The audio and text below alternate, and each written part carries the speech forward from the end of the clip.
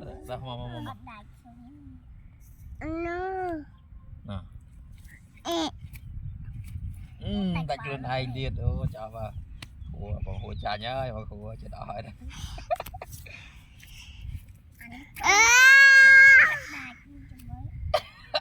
Cha nhớ ủa.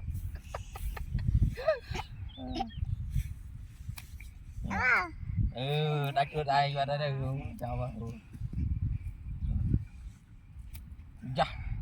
Này ở pi đi. Ở giờ khăn đấy cái cha ngờ. Giờ đi rồi. Chào. Thật mà nè, ta ở. Một tí vậy. Yeah. Đánh bạn.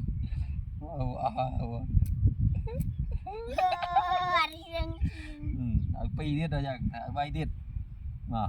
Ta. Bảy mốt à. Đánh luôn anh đi. Mà bảy mốt mà. Bán á, bùm nào. Dạ. Ôi đã chết. Lạc cái nó hùa đi.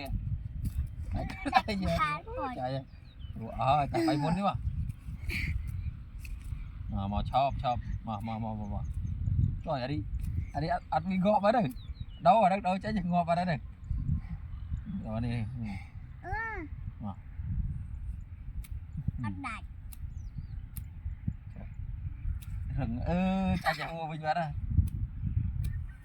Rồi hùa. Ăn đại. Đại chết đại. Đại. Trời ơi.